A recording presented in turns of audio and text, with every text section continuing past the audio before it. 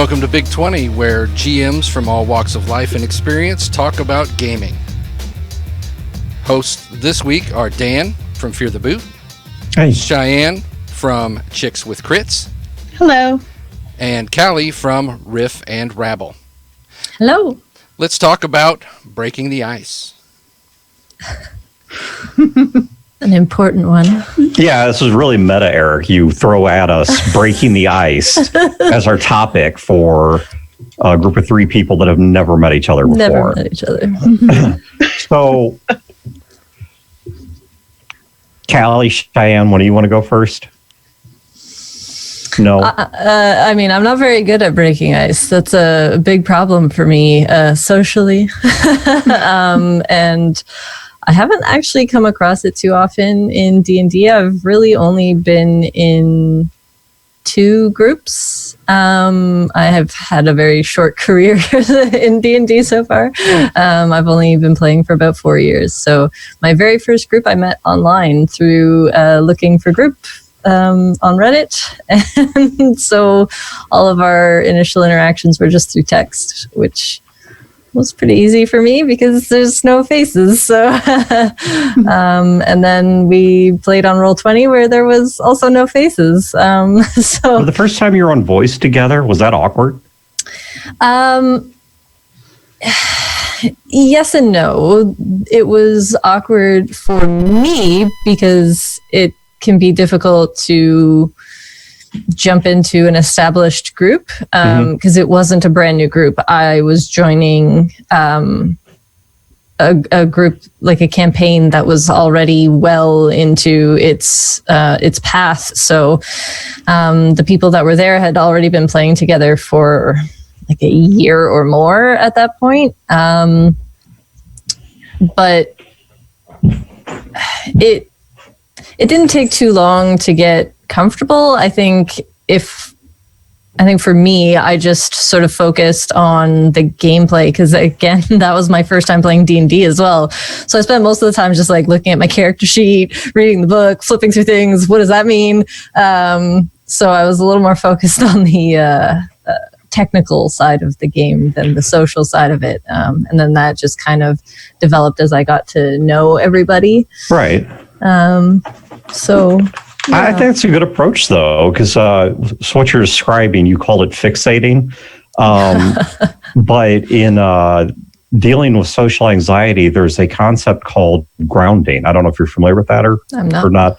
But what grounding is you try to blunt the moment or blunt what you're going with internally. It's like whatever your mind is spun up about, by finding something else that you can focus your attention on. So it distracts you from that internal cycle of whatever's worrying you. So you find a worry stone you can carry, which is like a flattened, semi-precious stone with a groove in it that you can run your thumb through, or find a little toy you can play with, or force yourself to count all the green objects in a room or something like that. But it's something that draws you right back to a fixed point in reality that has nothing to do with what you're worrying about. And I think there's some good advice in that of by finding something else in the environment or in the game to fixate on, you can get your mind off of any social anxieties and also potentially turn over something else to lead in with. Be like, oh, hey, I just noticed my character, blah, blah, blah. And that's, as banal as it may be, it's something to talk about. Yeah, that's a very good point. I ended up with a lot of questions at the time. What does this mean? How does this work? So that helped too. But those are good. It's as good as icebreaker as any is what's going on here. Yeah, that's true. Cheyenne, what about you? Well, the first time I played with a group of strangers, I had already been playing with mostly my friends for a while. I actually ended up going to a local comic book shop. They had posted a thing on Facebook. Yeah, we have a few rooms open in the back. If anyone wants to get together and play D&D, come visit us this Sunday. And yeah, there was a group of maybe 10 people, and we were all excited to actually get together and meet other people to play the game, right? So it was really good being in with a bunch of people who actually wanted to play the game and who didn't all know each other. Yeah, I was there with one friend. The both of us went, and we ended up being a part of the group that actually ended up being there. It's just 4 of us, and eventually 5 of us a few more sessions in. And yeah, just after a little while of getting together that first day to just discuss if we even want to play together, it really helped us all eventually come together. So this was a group of people where the vast majority didn't know each other and or were new gamers? Yeah.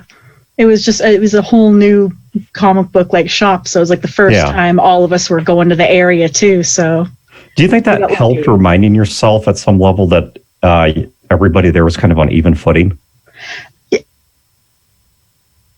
Yes, it did. Although we did have like some like real experienced people coming in too, right? And they wanted new players and people who hadn't played before to like to bring them in. Yeah. It's the old picture of everybody you're talking to naked thing. Except I'm not sure everyone do that in most gaming shops. I'm just being honest. So when Eric pitched us this topic, I was kind of rolling it around in my head, and I was saying right before the show started that I thought it was kind of meta that he took 3 people that don't know each other and was like, yeah, I want you to talk about breaking the ice. Like, oh, really? So I owe you for this in the AP or something. Figure it out in real time. Yeah. So I was thinking about it, and I was like, well, there's the be nice and helpful advice answer, and then there's the honest answer. And I'm going to give the honest answer first. And I'm not saying this is a good thing. I'm just being honest. Casual substance abuse. Especially if you're at a con, you get a few in you, and then go sit down at a table. You just don't care as much. Yeah, that's true. I'm not suggesting this.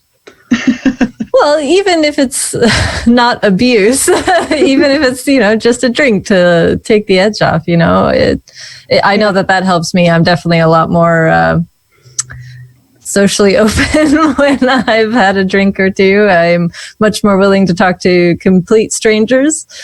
I actually, when I started DMing, I would usually have a drink when I started because I would get the shakes so bad that I couldn't type anything, and because we play online. It was like, all right, I need to calm down a little. I'm feeling a little high strung. I need to take that edge off a bit.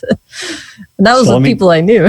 So the healthier advice I'm going to give is to either let the game speaker to speak through the game. One of the things that I have found helps me as someone who, despite, I'm not an outgoing person. I'm not even a socially confident person. I've just gotten very good at playing one-on podcasts.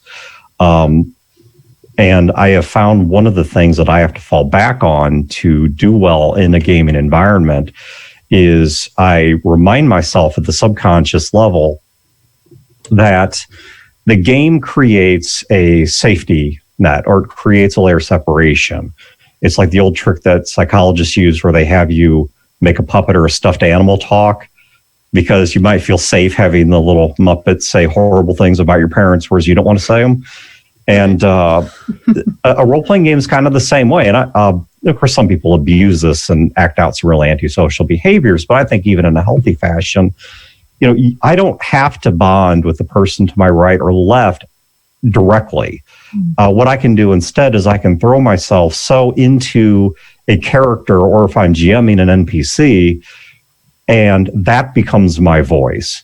And that is, I just go all into that. And if it ends up looking stupid, at least I can kind of brush it out and say, well, that's the character. And maybe it was, or maybe it wasn't. I'm a total liar. But I mean, either way, it gives me a healthier way than being half drunk to start expressing myself without being too self-conscious or too concerned about the people around me. But I think the game itself also helps because when you're talking to any group of strangers, where do you always start? What you have, it's what you have in common. Yeah. You're sitting at a bus station and tired of waiting for the bus. You start off by bitching about the weather or bitching about the bus being late.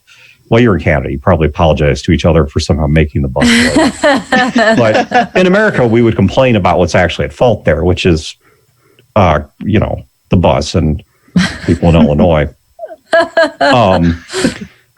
But, you're at a game, right? I mean, find something in there of like, oh, hey, I saw, in your bag over there, you just picked up a copy of Shadowrun. You had a chance to try it yet? Or, oh, hey, I'm playing a bard. What are you playing? Or, find something in the game and use that as your, or see what's on their t-shirt. Oh, hey, I see you're wearing a t-shirt of, I don't know, some stupid anime or whatever. And, find something, because they're geeks. You gotta have something in common. You wouldn't be sitting at the table if you had nothing in common. Well, that's just it. You're coming to the table to play a game. I'm assuming you both enjoy it, or you're thinking you enjoy it. You're trying it for the first time, maybe. So you at least have that to talk about. Exactly. What's your favorite class? What's your favorite race? Like, whatever. Yeah. How long have you been playing this? Oh, first game, really? What got you in here? Well, so-and-so's making me be here. Yeah. Oh, well, hey, this is my first time here too. Maybe we can see if we can either both enjoy this or both hate it together. Yeah. Look for that common ground. I would say the only thing with, getting the social confidence out through like NPCs or through your player character, is with very like brand new players. Maybe they don't have a lot of experience with role play and they're not comfortable with that. And so that ends up just being another barrier to the social interaction. But even that comes with time. Like I know one of the players in my group, she had never played D&D before, and she had played like video games that were sort of role play based, but had never, voiced a character or, been that character's core really. And so it took a bit of time for her to figure out like her style of role play in D&D, and how to express her character and that kind of thing. And so that sort of developed naturally as well. Probably helped that she was with people that she already knew and had relationship with, that she had that comfort level to kind of explore the role play style that she wanted. So how many con games have you guys played in? A lot of con games? Been to a lot of conventions? I actually haven't played in a con game yet. I wanted to try to convince the other girls at our last convention that we went to. It's like, why don't we jump in for a little bit? But it's like, there's only 3 hours left. Is that enough time to get into it, right? Yeah. Yeah, I've never played in a con game either. I've been to a lot of conventions. However, the primary focus up until very recently when I started playing D&D was cosplay. And so I was going to very different panels. And then I think one of the first D&D panels I went to was run by Ed Greenwood.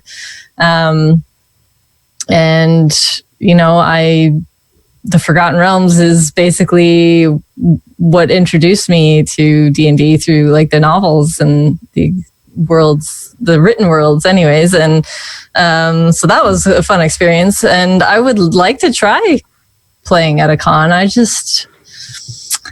You hear a lot of stories and especially as a woman in gaming, it's intimidating. It's hard to want to put yourself into that situation when most of the stories you hear are not so pleasant. Yeah. You're right. It can definitely be intimidating to try and go up to to some people that you don't know and just I completely understand that. Yeah. I feel like I would want to start with a smaller convention. The one that I was frequenting the most was the largest one in Canada, which is by no means large by American standards, but in Toronto, Fan Expo. And I feel like maybe a smaller convention would probably make me feel a little more comfortable where, people know each other, and I don't know, it's just got a different vibe. A different atmosphere. Yeah, for sure. It definitely over in Saskatoon, technically the second big expo that we have. yeah, it's getting bigger and bigger, so all the time. So I think it's maybe next time I'll definitely try to jump in a little bit sooner until it gets too big, like over in Toronto. Yeah. Actually, Fan Expo in Toronto is it's bigger than Gen Con is. No, it's not. No, it is. No, I'm serious. I'm looking at their historic attendance, and in 2016, they had 131,647 people. That's Gen Con runs about 50 or 60,000. They had 100,000. That's what the building doesn't have that capacity. I don't know. I've never been there. I just was curious, so I Googled it. And I've been to Gen Con once. Yeah. And Toronto is not anywhere near what Gen Con is. Maybe over the course of the 4 days that it runs. That's true. That could be turnstile attendance and not actual ticket, because that is a different counter of attendance. Yeah. Because Canada just does not have buildings that has the kind of capacity that American events do. They don't exist. They're currently in the largest convention center in the city, and they're they're at the limit basically, and there's nowhere else for them to go. So what I found is a good way to kind of get past those icebreakers or get past those blockers is it's real easy to judge. So instead of figuring out what your problem is, figure out what everyone else's problem is. And here's how I recommend doing this. This is like my healthy dysfunction. If you ever go to a small convention, set up an event in the first available gaming slot that's an intro to role-playing games, and put in the description that this is a game that is designed for people who have never role-played before and want to get a basic understanding of what the hobby is like before they go into a 2, 3, 4 day convention straight of gaming vendors.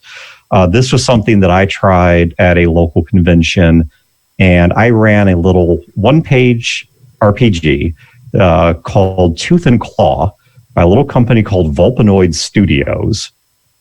And you can find this if you just either Google Tooth and Claw RPG or Ferret Pocket Mod. And it's a little one-page role-playing game where you don't even play people. You play a bunch of ferrets that are somebody's pet and are up to little ferret things. It's and the plot that I ran was that the ferrets, there was I think it was a family dog that was sick and needed its meds, but the owners weren't home, and the cat might be helpful, but was kind of standoffish. And there was a rabbit outside in a hutch, but if they wanted to get help from it, they'd have to first figure out how to get out there and set it free. And they had to figure out basically in the time before this dog has a real crisis of health, how do you get the medicine out of the medicine cabinet and to the dog using only your ferret stuff? You're not like magic ferrets, you're just ferrets. And even people who don't know what a bard is or don't know what a cleric is or don't even understand the basic structure of generic Tolkien-esque fantasy, they know what pets are. Right. And so I took this group of 4 or 5 people who had, I don't think any of them had played role-playing games before. If they had, it wasn't many. And in trying to figure out what is it that these individuals are struggling with, because I can't say, well, roll 2d6. What does that mean? So I have to stop and explain that. Or I notice that if they're uncertain how to handle a situation, that I have to up my game with my NPCs or get a little more vocal or start suggesting actions or things like that. But in watching what these individuals struggled with as I was trying to teach them how to role play, I learned a lot about what it is someone who's never role played doesn't know. Because I've been role playing for a pretty long time, and I don't remember all that well what it was I didn't know back then. And I found that the icebreaker of using something as disarming as a ferret not only got people past that hurdle of, well, I don't understand role-playing games, but you understand pets, right? You know what a dog is, you know what a cat is, you know what a rabbit is. You've probably seen Disney movies, whatever you go with, I'm just going to play along with here because I'm just trying to get you into it. And so I lost my train of thought there, but, watching how these people handled that, I thought taught me a great deal about, that's what I was going to say is, if nothing else, the role-playing game itself then became part of the icebreaker, because you get to talk then about, you're playing a ferret. Have you ever owned a ferret? Have you ever been around a ferret? Right. Oh, what pets have you had? Yeah. Well, now I'm learning something about the people at the table.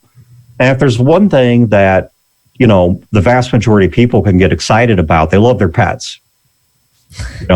And so most people, at least enough do. You get a conversation started. Yeah. Right? If they don't know how to talk about Ogma, they at least know how to talk about Fido and Mittens and Mr. Bouncy Pants. And people often are more willing to talk about animals and their pets than like themselves or each other. So that's a pretty good idea. Yeah, actually, in the very first game that I ever DM'd, my one friend, like the first time she ever done it, first time meeting a lot of the other people who were playing, she's like, can I actually make my dog a character and bring him with me to help me get through this, right? And so, so it was her and her dog, going together through this mansion and trying their best to stay with the group or get separated and just, just keeping them together. And it definitely made her more happy and stuff. She's playing with her sister too, so it's you got the two of them and their dog trying to solve what's happening, right? And it was a great way to, trying to let, I think, players take things maybe with them, or pairing up with a friend, or immediately starting the game with having the characters immediately start talking to each other. I do that in some of the one shots. One character will just be okay, so I'm sorry that I stole something for you, or it's wow, we did really good in this last thing that we did, right? Just try to get them connected. Just throw it out there. It's you guys might not know each other, but you know what your characters do. So there you go. You got to work through that. The more comfortable people are, the more willing they're going to be to open up and to break that ice, to, increase that social interaction. And interesting. Pets is a good idea. Ryland TV on chat said that last year's pretty scary, and that meeting outside of the game for a meal and things like that is a good way to break the ice. What do you guys think about that? I mean, I have never played in person, so that's kind of a problem for me. All of my D&D has been online, but I mean, interacting over food, once you've got a full stomach, maybe a drink or two, you get a little more comfortable. I could see that definitely being beneficial. Well, yeah, definitely. Before, me and the girls, before we get together, we're already there for a couple hours or so before, just hanging out and talking. And the group that I had over at the comic book store, after a few games, it's we ended up going over to another player's home and hanging out there, and just getting to know each other and sit around. It definitely helps. I think if nothing else, it starts to give you, one, it pushes you past that social awkwardness before you actually get to the gaming table. So by the time you get to the gaming table, you've known the person at least a little bit. So even if you, I guess in a way, you're kind of kicking the can down the road, because now you're just shifting that time of social awkwardness from the game to another setting. But that in and of itself could be helpful, because maybe it's better to get it out of the way at Applebee's than it is to get it out of the way at the gaming table. But I think another thing that offers is, when you're in a public place like that, we were talking about looking at other things in the environment to talk about things that you have in common, things that you observe. A public setting offers a whole lot more to comment on. So you can talk about the food, you can get a couple drinks in you. You can, make fun of the people at the table sitting next to you. You can even go after the decor. Don't do that in somebody's house. That's kind of a dick move. But if you want to go after TGI Fridays decor, that's open game. And so, I think there is a value to it because, once again, both it gets it away from the table, but then also because of the fact that it offers you more things to draw on. Though, jumping back to an earlier point, there was something one of you two said, and I forgot which one, but I wrote down a point, is I think there is also a bit of negative advice to give here, which is part of breaking the ice and making people comfortable is not making them uncomfortable. And, definitely, I understand any social situation is taking a risk. If you take no risk, you're not going to get any benefit. You're never going to, break the ice in the first place. But don't say or do anything that is going to be offensive, is going to be difficult, is going to be off-putting. Make sure you've showered, make sure there's a reasonable distance physically between you and the person next to you. One of the other things I'd give, and I had to do this in the ferret game, and I'd recommend this with any group of new players, don't shoot down everything they throw at you. Because if they're taking social gambles on trying things or doing things, and you just crap on everything they toss at you, you may shut them down for the rest of the game. They may not take that risk again. And so even if their idea is horrible, find something you can do with it. Yeah, that could be scarring enough to keep them from ever trying another RPG game. I've heard lots of people online whose first interaction with tabletop RPGs was so bad that they just never played them again, even though they wanted to. They just never felt comfortable enough. It's not something to be taken lightly when you're introducing someone to the game. On the one hand, it's just a game, but on the other hand, this could be a lifelong hobby. This could be where people meet lifelong friends. It's happened to many people. It's very important. It is a social contract. There's social etiquette that needs to be observed. It's not really any different from how you would behave in a store or on the street or at the bus stop or anything like that. That you still have to observe those niceties, those, the etiquette that is expected. And yeah, I don't know where I was going with that. Yeah. Well, playing off of that, one of the things that I've also found helps keep people going is it seems like when we talk about the ways that a GM can respond to a player's action, that oftentimes people only talk about the two extremes. That they say, we're either going to play a yes and a style of game, where somebody says, well, my character does this. You don't tell them no. You say, well, yes, and then you affirm the idea and build off of it. But to be blunt, what if their idea really is profoundly stupid or doesn't work in the game or somehow is game breaking or is impolite or any number of things? There's a whole host of things that could be wrong with it. So in the opposite extreme, you have no. You can't do that. You're not allowed to say that. That's a dumb idea. You're being rude, whatever. And there may be some cases where that's appropriate, but in a lot of cases, what you're going to do is you're going to take someone that just gambled a little bit of social capital, lost the gamble, now you shut them down, which is why I've always been a proponent of the middle step that almost never gets discussed, which is yes, but responses. So if somebody says, well, my ferret's going to push the couch aside. Okay, your ferret is not strong enough to push a couch. But they gave an idea, and this is their first game ever. And if I shut them down now, I don't know where that leads. And so I can say, yeah, that's a great idea. There could be something hidden under the couch. And in fact, if there wasn't before, I, as the GM, just put something there to reward them for that thinking. But you can't do it by yourself. Being a little ferret, you've got a great idea. You think you may have even caught the scent of something, but you're going to have to either get the other ferrets to help you or trick one of the humans into stumbling into the couch and, displacing it or not saying no, but at the same time, you don't have to totally affirm what they just gave you. But I do think it's important not to close the door in their face, even if the idea was otherwise bad. I would agree. And sometimes that might be difficult to do, especially depending on people's experience levels and, ability to come up with ideas on the spot.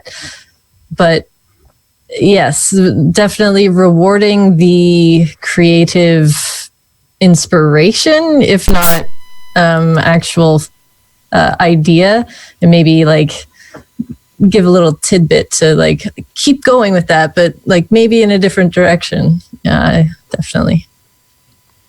So Ryland TV has another question. It's an AMA question. Do you or any of your table mates have any tabletop RPG superstitions revolving around the game? The example is given Laura Bailey's evil dice having to go away or not letting other people touch your dice. We'll start with Cheyenne on this one. We have our one character, Elise, or my one friend. Oh my goodness, character. No, my one friend, Alicia. She's just insane with how good some of her dice rolls are. So sometimes it's you just slowly sneak your dice up and gently poke her with it, and hope that she'll bless it or whatnot. Or locking up dice or setting them away. I recently bought a tiny little cage to start putting dice in. Or going back to, say, Critical Role, not mentioning a certain guest's name anymore, WW, because it seems to have started cursing us now. Yeah. I'm the opposite. I am the curse. It doesn't matter if it's physical dice or digital. I have trouble rolling higher than a 10. So I try my best not to touch other people's dice. Nothing I have done seems to affect my rolls, so I've just kind of accepted my fate. Other than that, I don't think there's really any superstitions. I think I just have habits for prepping now, so I don't forget things. So not only do I have a superstition or two, but I'm going to actually even tie these back into ice breaking, introducing people to the hobby, which is there's a word that we throw around all the time that I don't know a lot of people know the origin of, which is meme. And where a meme comes from is we use it today to mean, silly little image macros, but it comes from a field of study called memetics. And memetics is the idea that certain ideas have a social preservation to them. It's almost like applying Darwinism or natural selection to ideas and how ideas propagate. But one of the most enduring traits of humanity, for better or worse, is we are horrifically tribal in nature. And superstitions are a great way to get people into the tribe.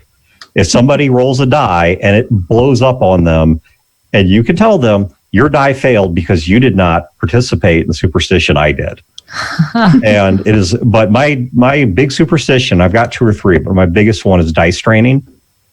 That it's totally scientific, that your dice have numbers within them, not actual numbers, but these Platonic ideals of numbers that are slowly settling to the bottom to make the bottom side heavy. So on a D6, you put your 6 up. So that way all the numbers settle on the 1 and make that side heavier, so it's more likely to go down. You do the same thing on a D20, whatever. You put the 1 down, the 20 up. And that is how you keep your dice. And they learn that. They deform themselves just a little bit because of the way gravity and science work, right? This is proven. No one's debating this, except Chad. And then he wonders why he always rolls so mediocre. And he has to cover up for his mediocre rolling with quick-witted RP. Right. Is because his dice aren't trained. He has not settled them correctly. He's not broken them in. Well, clearly I have some work to do. Yes, do it right now. If you got your dice near you, start them right now. Do not wait. I can't do anything about the digital dice, though, unfortunately. Sure you can. Stop using them. Yeah. I like that idea, though. Having the group tradition or superstitions, traditions, I guess both work. We have one of the things that we did for years, and I'm going to bring back if our next actual play is Battletech, is it is very bad luck to play a game of Battletech or it's a role-playing game, MechWarrior, without first having the group say the Battletech prayer. You will have, in fact, we found partway through we're having a terrible game, then suddenly somebody points out we've not said the Battletech prayer. We stop, we say it, and then the game is so much better. Interesting. You have to do it. I mean, you don't have a choice. You got to have the right snacks there. Certain snacks have karma to them. Exactly. Bugles. You have to give the DM a bag of bugles. Well, that's bribery, so which is good. That's bribery. Exactly. But we've always found that our gaming tables tend to prefer okie dokie popcorn. That without okie dokie popcorn, things might not go as well. Interesting. I feel like this probably would be more prominent in an in-person game. Yeah, I don't know what you would do so in your online game, do you guys use cameras? We do because we stream it. Okay. But my previous online group did not. So your current one does at least use cameras. So you could do something. Make everyone have like a stuffed animal next to them or something. Maybe. I do already have that. Well, it's not an animal. It's a companion cube, but, close enough. Actually, I have one you can sort of see over my upper left shoulder. That's the eye of a 3 or 4 foot tall stuffed dragon. Oh. A top hat. That's a big one. He's huge. He's all the way across the room from me, and yet you can still see the top of him sitting on the floor. That's Furagon. That was pretty good. Another question? Yeah, so Ryland TV is another question for the group is, do you play other games other than D&D, RPG, or otherwise? We'll start with Kali on this one. I don't currently. I started a campaign with I don't even remember what it was called. It was the Star Wars one that I think was based off of like 3.5 or Pathfinder. That was either D20 or you might have been in Saga. Might have been Saga. I don't remember. It was heavily modified anyways. So, but that one didn't last very long. It was interesting because I knew Star Wars, and so I was at least comfortable with the content, if not all the different rules. But no, I actually I've played games for a very long time, but I don't play many, if that makes any sense. I am an extreme procrastinator, and so I try to limit my number of distractions because if I had my way, I would just be playing games all the time and never be productive in my life. So I have to limit myself.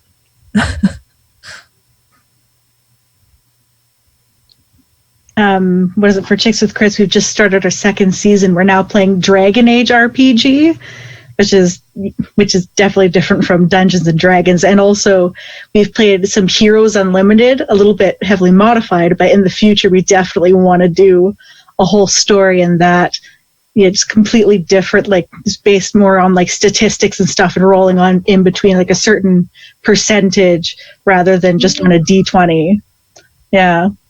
Those are the ones that we've pretty much tried it. I definitely want to look into some other different games and such. D&D is actually the minority of what I play. I don't have any problem with D&D or Pathfinder or any of its spin-off games like Dungeon Crawl Classics or whatever. I don't have a problem with any of those games, but I think I'm starting to dislike what they represent because we have reached a point where role-playing is breaking into the mainstream for the first time ever. And everyone that is breaking it into the mainstream is playing Dungeons and Dragons. And I'm still going through the same thing I did back in the 80s of when I say to somebody, oh, I play role-playing games, they say, oh, you mean Dungeons and Dragons. And it's like, okay, I don't care if you call a facial tissue a Kleenex, because there's really no meaningful distinction between one facial tissue and the next. But there is an enormous, this would be like saying, oh, I'm reading a book. Oh, you mean The Lion, the Witch, and the Wardrobe. Well, that's a book, yes, but no, that's like, there's all these different books, fiction, nonfiction, fantasy, science fiction, historical fiction, biographies, textbooks. There's all this stuff.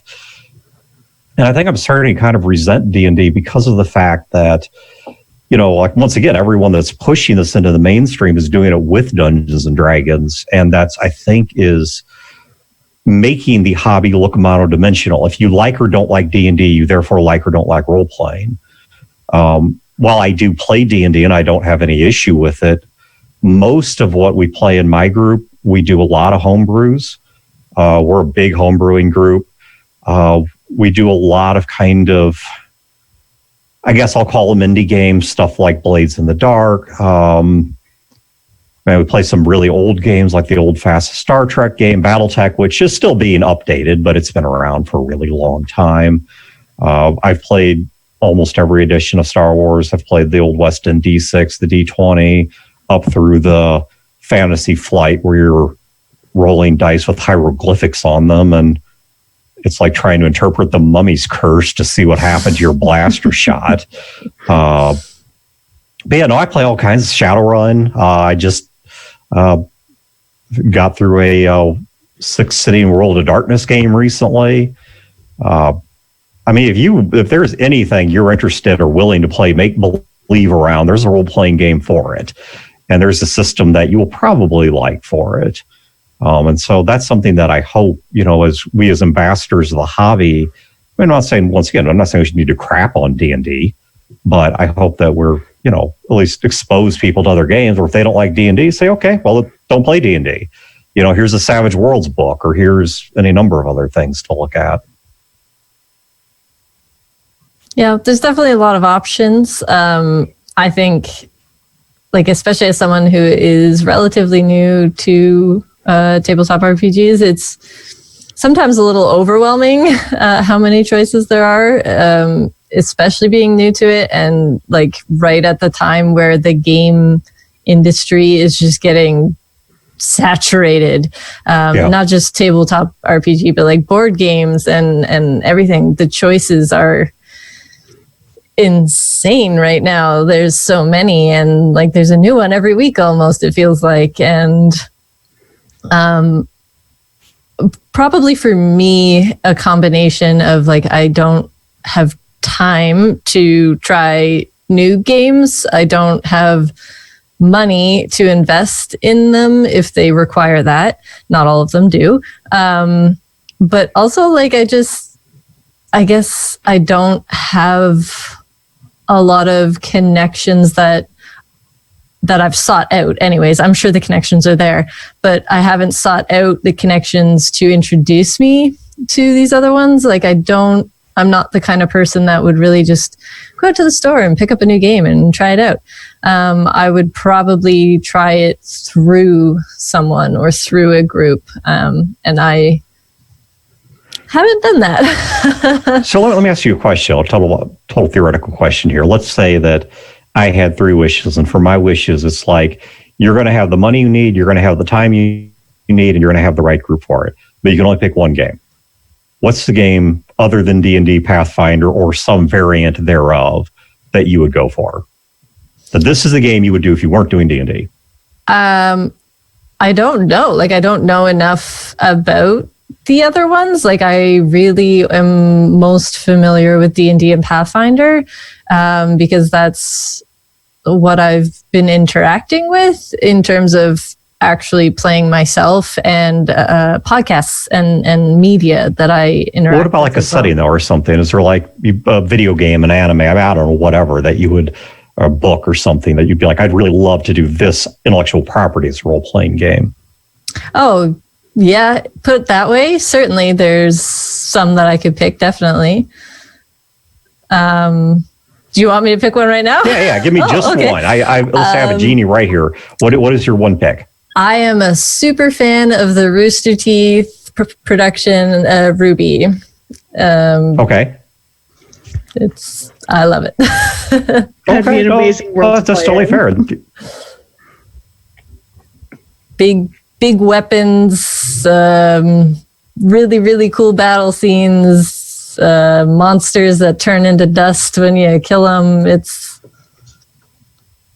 pretty neat. So it sounds like the game you want is Exalted. Okay, I will look into that. If you need a second game, there you go. Say that's your go-to now. Tell people you want to try Exalted. Okay, I will do that. It's not about the depth of the character, it's about the size of the dieclave. Talk to anyone who plays Exalted, they will know what that means. Okay, I will make a note of that. What about you, Cheyenne? If it wasn't Dragon Age, it's Dragon Age Origins, which obviously isn't D&D. Yeah, no, I want to play more of the Heroes Unlimited universe. We only did one in that, but one of my friends, just the way she's talking about, like, wanting to sports, like, you can make your own superhero. And she's like, you guys will also make your own villain as well. I'll make you guys do it both. I really want to do like that. I want to be a superhero and stuff like that. That would be like really interesting because it's just a whole range of powers and systemics. I've always kind of loved like the superheroes and stuff. So that's definitely something that I'd want to do, be a superhero.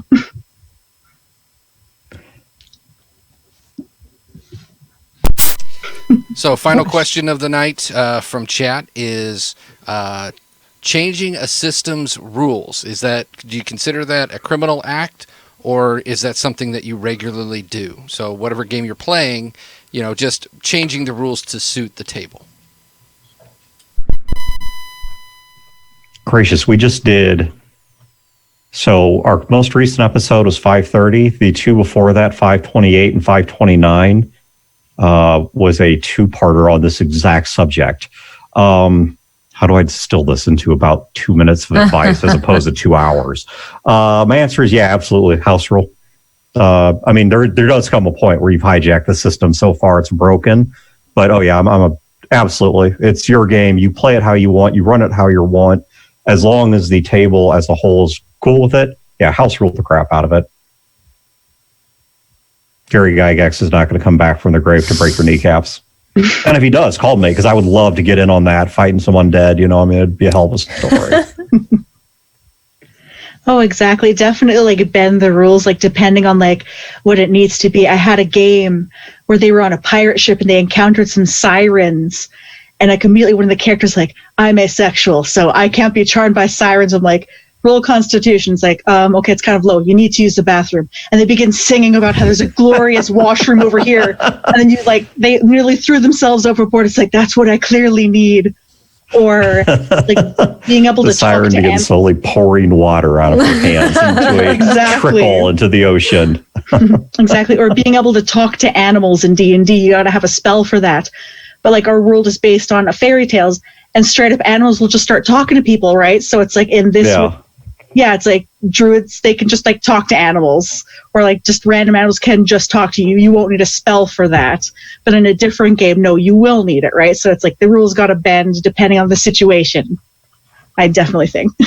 Oh yes, I agree. I have not done a whole lot of rules bending, not intentionally, anyways. But I mean, one of the things that I had to learn when I started DMing was that I'm not going to remember all the rules. And, something's going to come up in the moment that I'm not going to remember. And I don't want to slow things down by flipping through multiple books trying to find it. And so I said to my group, like, there's going to be times I might get it wrong, but in the moment I'm going to decide something. And if everyone's okay with it, or at least the majority of people are okay with it, then we're going to do that, and then we can rectify it later, or maybe that'll just become our rule from now on if it makes sense. Yeah, well, not every situation even has a rule. I mean, that's true. I think what Cheyenne just described is some great thinking on your feet of, the siren's going to make a save for something, seductive. Well, my character's asexual. Okay, well, then they're going to use the exact same magic to try and tempt you through some other mechanism.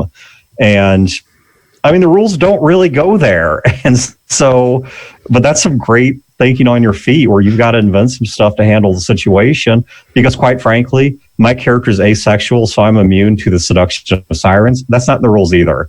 So the immunity was just as made up as the solution was. But I love it. I mean, that's that yes, but G. I mean, I was talking about earlier. It's like, okay, yeah, you're immune to the seduction, but you're not immune to having to pee. Exactly. And what better place to pee and have it go unnoticed than a body of water, be it an ocean, a lake, a river, or a small swimming pool.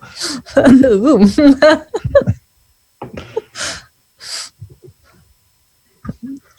anything owned by R. Kelly. Another great one was you need to, like, your friend has been possessed by a ghost, you need to exorcise it. What do? I suplex them so hard that they spit the ghost out. It was just so absurd. I was like, you know what, yes, you do it so hard the ghost just like comes just pops right out of your friend. You have to reward it, the creativity. Exactly, you got to reward the absurdity sometimes.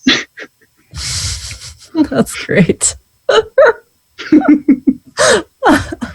How do you guys feel about that? Because one of the things I've always done as a GM is I will let you roll on anything. I mean, it sounds like, Cheyenne, you're on the same page. I mean, if you're letting them suplex to exercise a suplexorcism, then if it's doable, yeah.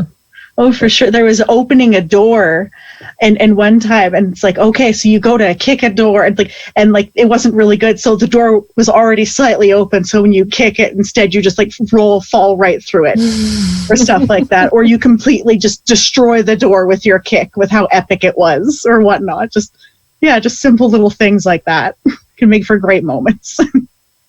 Well, whether they pass or fail too, because the failure presents as much storytelling capability as passing those roles does.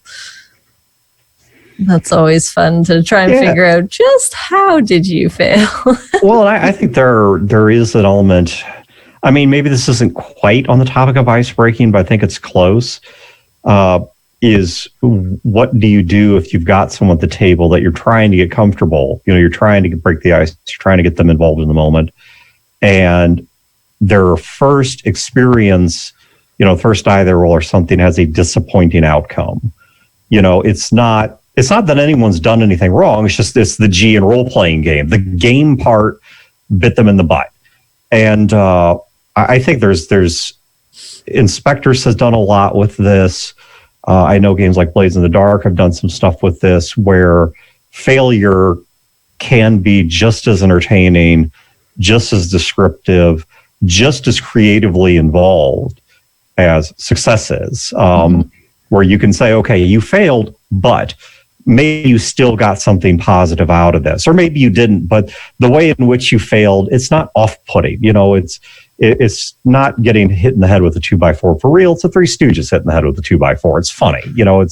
There's something about it that's, you didn't get what you wanted, but you still got something that wasn't necessarily totally bad and just shut you down from the experience. Yep. As someone who fails frequently, that's very important. Yeah, I had a situation where a giant spider couldn't hit a player and they couldn't hit the giant spider back. So I'm like, you guys are standing in the middle, they're just chest bumping each other and just like talking shit to each other. Pretty much. It's like, gotta make those entertaining. My very first introduction to D&D was from somebody we met online, and I had based my character off of Batman. And I was rolling really well for like stealth and investigating and all the detective work. But then I got found out and combat came around and both of us were rolling 1s and 2s and we couldn't hit each other. And the DM made it really funny. And it was just like, you try to hit him and you hit the wall and now you hurt your hand. And then finally the guy I was fighting with missed so bad that he knocked himself out. And it was like, it was one of the most memorable fights I've ever had. And we never landed a single hit.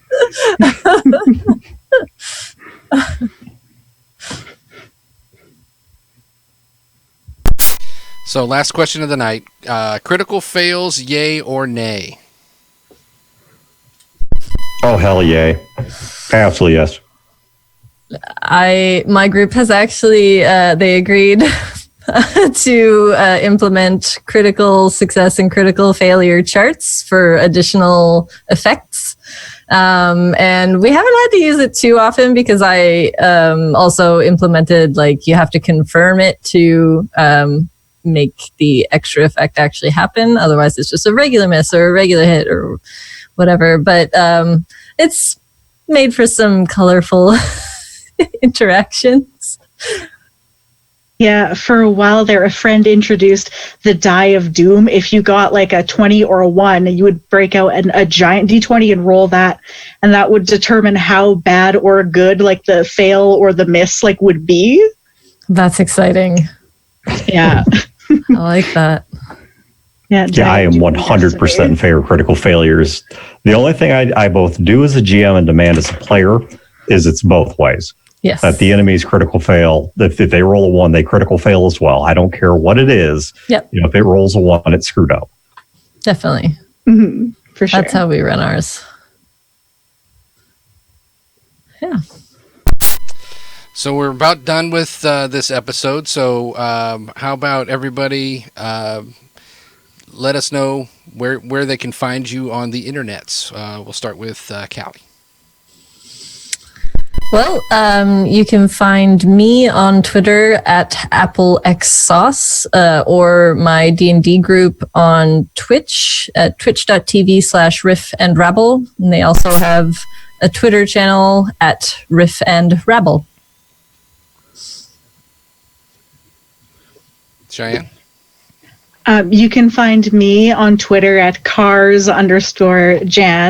And you can find Chicks with Crits on Twitter, also on iTunes, and pretty much any other podcatcher that you have. That's Chicks with Crits. Just want to make sure that's enunciated. So for us, you can find us at Fear the Boot, just like Be Afraid of Footwear, feartheboot.com. If you want to find the actual plays we're doing, they're just at no W's, just AP for actual play, ap.feartheboot.com. And that will get you to the 2 actual plays, one of which is a game that I'm actually playing with Eric. And the other one is a Deadlands Weird West game that's being run by one of our other hosts, Chris. All right. And thank you to the 3 of you, Dan, Cheyenne, and Kali, for joining us and hosting this week. And thank you to Ryland TV and Xylopham for your questions. Sorry, Gage, no Savage Worlds talk for you. And everybody knows that Dean Winchester is Bay. Next week, the hosts will be Pedro, Chad, and Nick. Thank you, everybody, for joining us, and we'll see you next week. Bye.